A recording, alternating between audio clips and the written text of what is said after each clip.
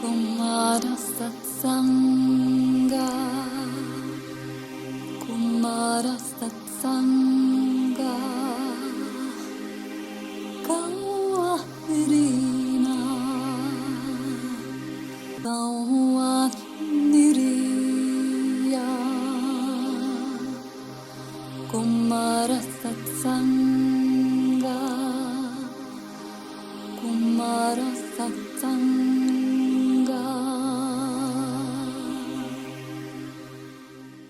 Welcome to the 49th and final lecture of 2023 at Earth's Spiritual Digital University, Namas University, a space and community whose mission is to help each person fulfill their true destiny under the guidance of the soul and Shambhala to co-create the life and future of the Earth together with all other beings in accordance with the divine plan.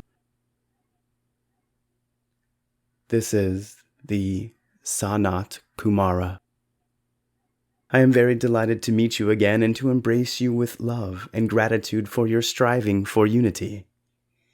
In previous lectures, I focused your attention on the importance of harmonious consonance with the universal symphony of the Creator and the realization that the beginning of beginnings is love, silence, emptiness, and stillness. We had a journey to the moment of the beginning of beginnings. You may have felt unity with the Mother of the world and the Creator who created all of us and our common home, this beautiful universe. They did it from love, with love, and in the name of love. Home is the space that establishes community and unity. Similar to God, people also strive to build a house so that the family, parents, children, grandchildren, great-grandchildren, lives and prospers in it with love. Don't you feel this is God-inherited desire? And everyone should be happy in such a communal home, as a single family or as the whole of humanity, all the kingdoms of nature and on a universal scale. But what does each person feel on a personal level and as a member of the global human family? What do you feel like? Let's get silent for half a minute.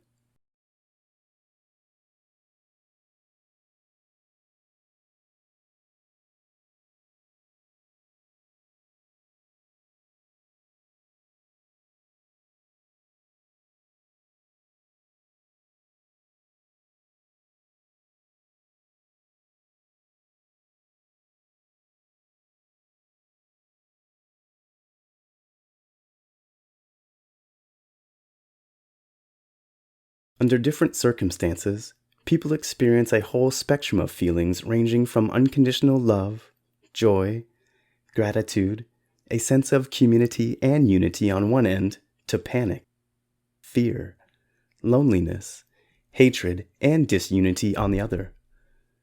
How could this happen? After all, everything is born of love and continues to be created by God only from love, with love, and in the name of love. To find the answer to this very challenging and very important question, let us go back to the moment of the creation of the universe, to the beginning of beginnings, to the moment of the creation of individual souls. To put it concisely, I will use an allegory to explain the idea of the creation of an independent human soul. The parents of each personal soul are the primordial mother and the primordial father. I spoke about this in the 47th lecture. Therefore, all human souls are members of one universal family, hence, all are children of the same parents. The love of the primordial mother and the mind of the primordial father constitute the basis and essence of every personal soul created.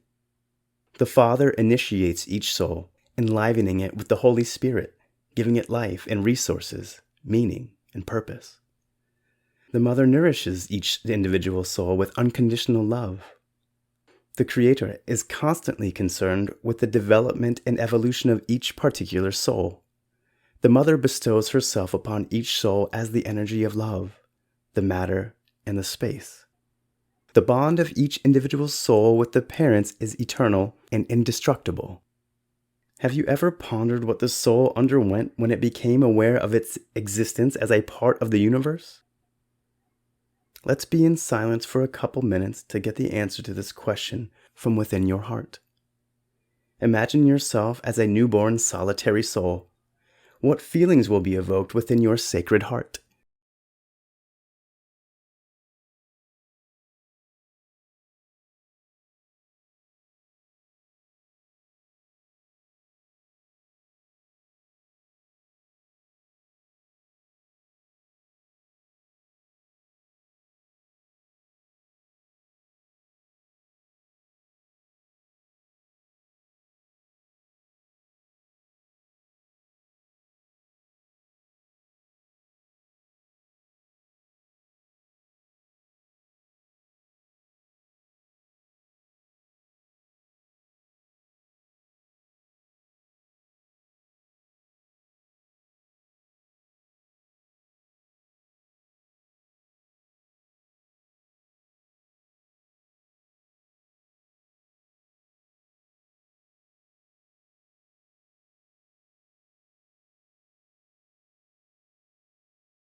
From the moment of creation on the first levels of manifestation, the individual soul feels complete unity with the primordial parents.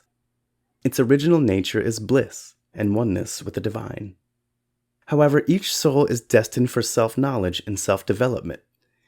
Therefore, the soul is given a vibrational field, subtle coverings, the functions of which are consciousness, the ability to conceive and feel, the intellect, and the ego. They are interconnected with each other. The very moment the soul realizes, I am, I exist, it feels joy on the one hand, but at the same time pain and fear on another. It's because a soul perceives its individuality as a separation from the source, from its parents. In the originally innocent mental field of the soul appear the first ideas of the existence of duality. These are the whole and the particular, unity and individuality, the general and the personal. In the mental field of the soul, in its subtle bodies, one senses the perception of oneself and everything related to existence based on this duality. Gradually, at the level of the subtle body of the soul, an understanding of the level of responsibility and the environment of existence is born. This is how the subtle coverings around the soul are activated.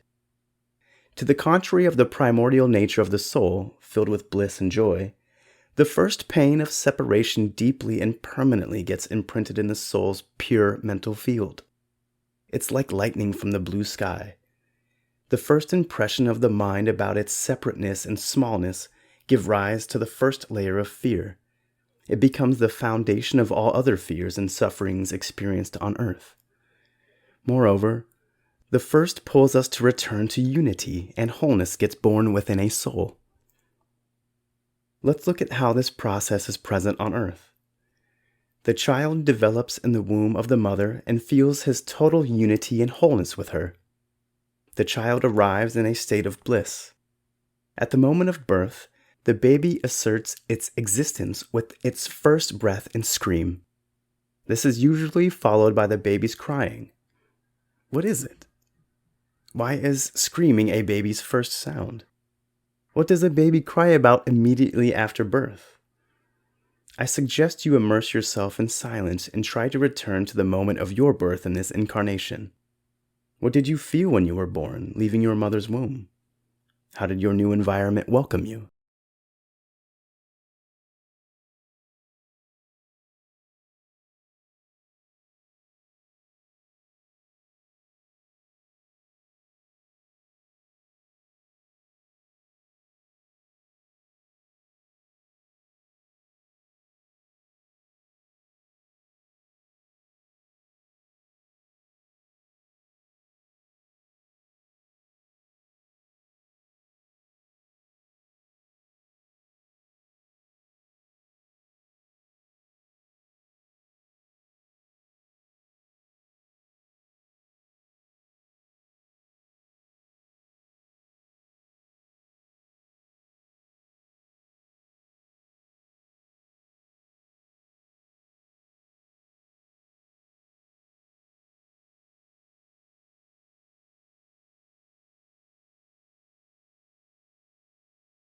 Whichever first experience in this incarnation was evoked in you, I harmonize it to match the level of love, acceptance, gratitude, and divine harmony.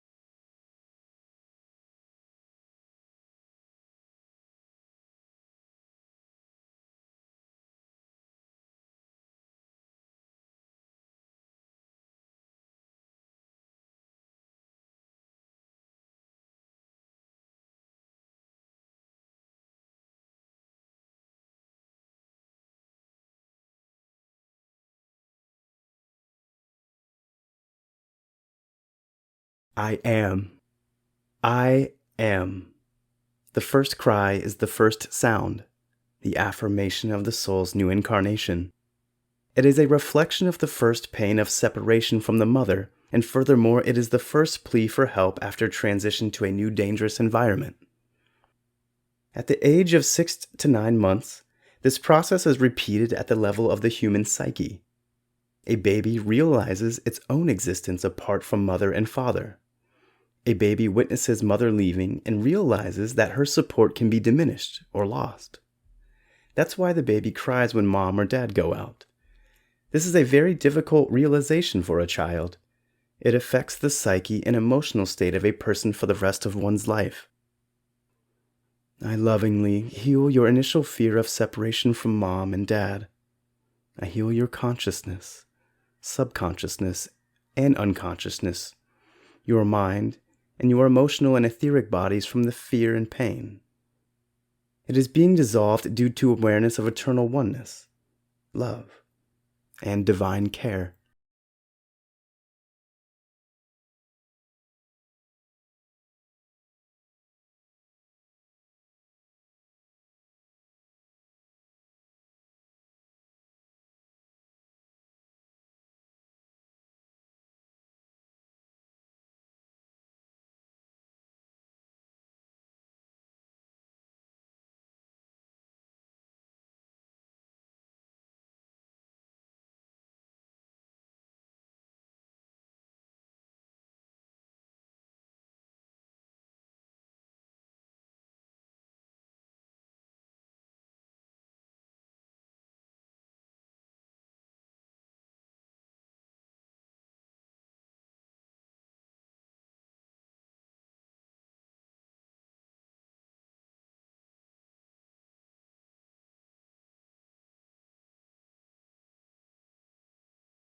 Was the separation of the soul from the source at birth a real one? Obviously not. All souls are an integral part of oneness.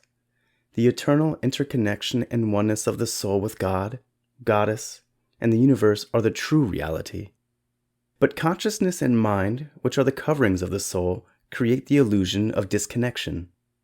Fear of death, exile, annihilation, and non-recognition, as well as fear of being lost or forgotten.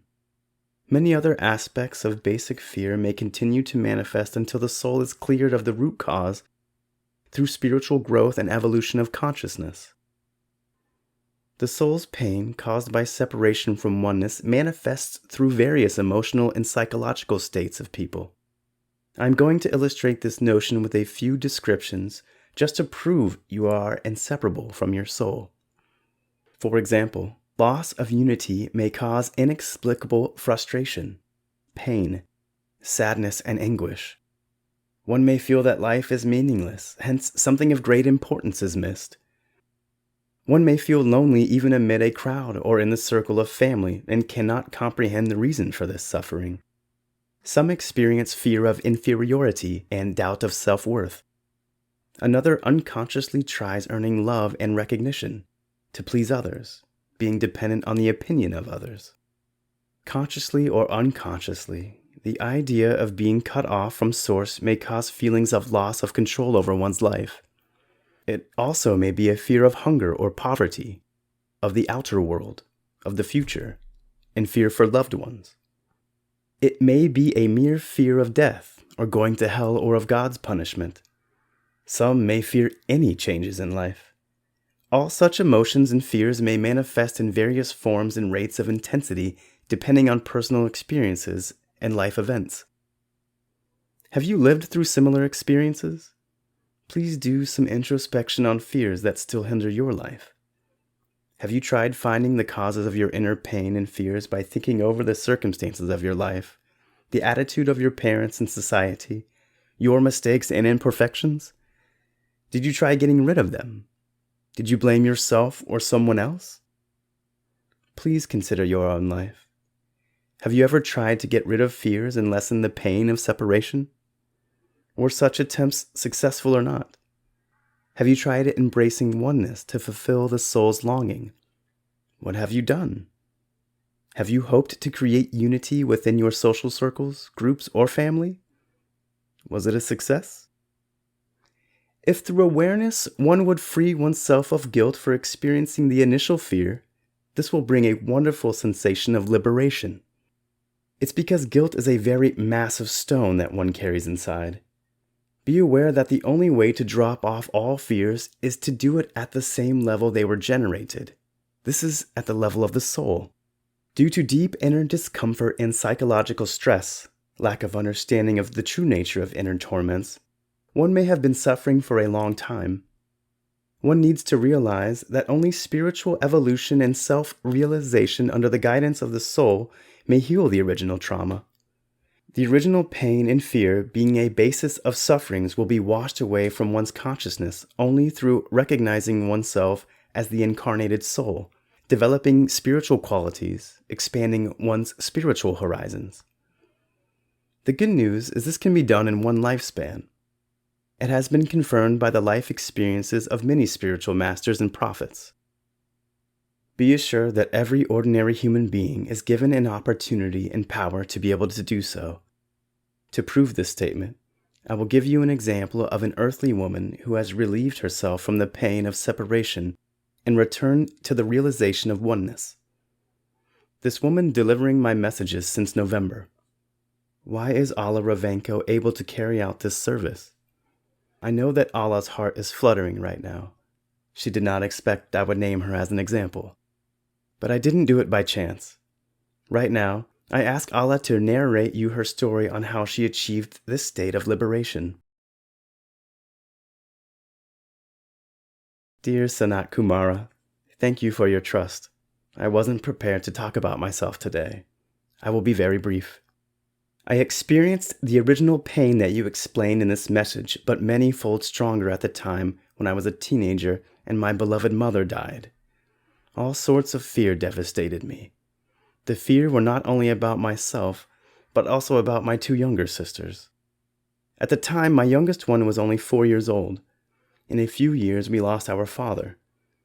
For more than 20 years after, I have struggled for our survival and was seeking some guidance.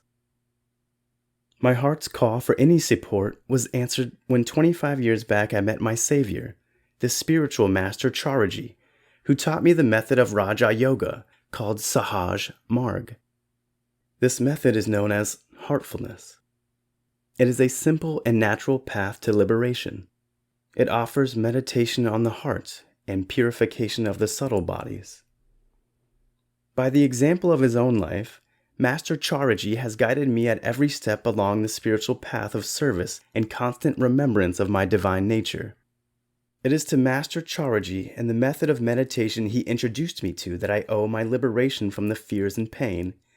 It resulted in my current state of happiness, as well as the realization of my soul's destiny. This method of meditation is available to anyone in any part of the world. It is now being taught by my master's best disciple and successor, Kamlesh Patel, whom we call Master Da'aji. You can learn more about the method by watching master classes on YouTube, on the heartfulness.org website, and by downloading the Heartfulness app. Master Da'aji and the trainers of the Heartfulness movement offer this method and help free of charge, alike the study at Namas University. This method is described in more detail in the book The Heartfulness Way, written by Da'aji.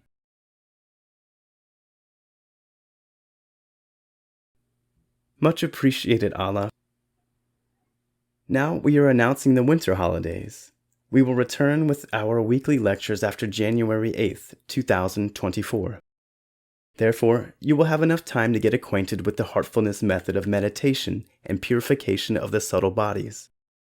On the occasion of the return of the light on the solstice on December 21st, I am equally pleased to announce two important achievements in the Field of Oneness that you can take advantage of. The first is the Song of Light and Love, sung by Katerina Adari, which will infuse the cosmic sound of oneness to the melody of your being and cleanse it of everything that stands in your way to the new earth. Oneness represents the cosmic truth of the universe. We are all sparks of universal consciousness, and therefore all are one. This song will offer you the opportunity to feel this oneness and to integrate it deeply into your being, to transmit it outward with your radiance.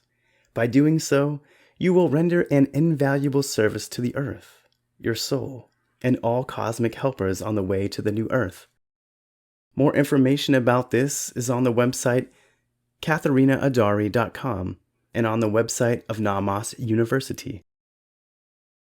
Secondly, by reading the third volume of the Chronicles of SANAT KUMARA, Unity in the Vatican, one could have a chance to experience the process of transformation of the energies of separation into the energy of oneness and divine light. It may cause one to appreciate the joint work of the multi-level team to restore the unity of the kingdom of people in the kingdom of devas on earth. This ebook in English will be available on Amazon on December 22nd, 2023. In the course of the year 2024, 17 lectures by the Sanat Kumara, 16 lectures by the Masters of Humanity, and 12 lectures by representatives of the Kingdom of Devas are planned. We will have summer and winter breaks about 4 weeks long each. Let your soul fulfill its thirst for a return to pure consciousness of oneness. I embrace you with my love. You are so dear to me. I convey my respect and gratitude for your courage and faith, for your aspiration to the highest. I convey this message of love to you through Alla Revenko. I rejoice on our consonance and co-creation. This was the Sanat Kumara.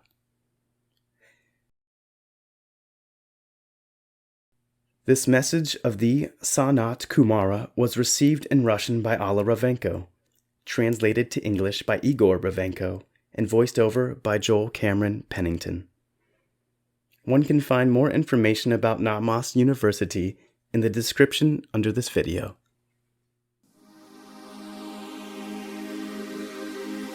Kumara Satsanga, Kumara Satsanga,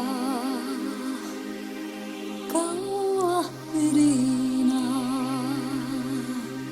Kawairiya, Kumara Satsanga, Kumara Satsanga.